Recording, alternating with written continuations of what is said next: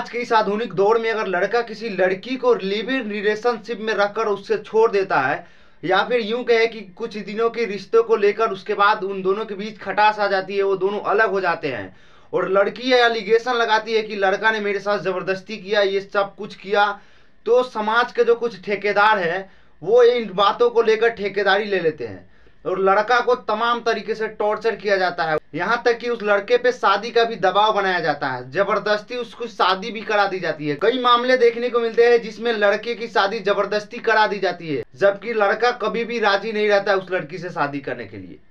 और जानते हैं ये कानून जो है सिर्फ और सिर्फ लड़के पे क्यों लागू होता है? अगर लड़का किसी लड़की को धोखा देता है तो चलिए मानते हैं कि ये सही बात है, इस तरीके से नहीं करना चाहिए, लेकिन उस लड़की का क्या जो लड़के के साथ खिलवाड़ करती है, लड़के की जिंदगी को बद से बेहतर बना देती है। और जानते हैं ये सारे उदाहरण मैं आपको इसलिए दे रहा हूं कि हाल ही में एक मामला उठा था रोशन रोही और किरण सिंह को लेकर। भोजपुरी इंडस्ट्री के तमाम लोगों को ये लगभग मालूम हो गया होगा कि किरण सिंह और रोशन रोही का मामला क्या था। रोशन रोही और किरण सिंह 2 सालों से रिलेशनशिप में थे और उसके बाद रोशन रोही का कहना था कि ये लड़की बदचलन है, 10 लोगों से बात करती है, इसलिए मैं अब इस लड़की से शादी नहीं कर सकता। उसके बाद अब किरण सिंह FIR करने पर तुल गई थी और उनका कहना था कि शादी आपको करना ही होगा। और समाज के कुछ ठेकेदार लोग जो है रोशन सिंह पे ऐसा दबाव बनाए कि ये बेचारा को मानना पड़ गया कि हाँ यार शादी अब कर लेंगे। तो एक बात पूछना है इन ठेकेदारों से कि आखिरकार इतना दबाव लड़कों पे ही क्यों बनाया जाता है?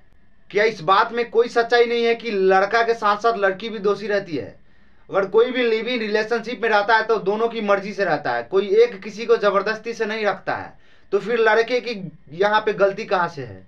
चलिए थोड़ा देर के लिए मान लेते हैं कि लड़का की गलती है, लेकिन ये जो कानून है ये दोनों तरीके से लागू होना चाहिए। सिर्फ और सिर्फ लड़के पे लागू क्यों होता है? अगर कोई लड़की किसी लड़के को धोखा देता है तो उसको इस तरीके की सजा क्यों नहीं मिलती है? उसको कानून और प्रशासन के द्वारा जो सजा है वो क्यों नहीं दी जाती है?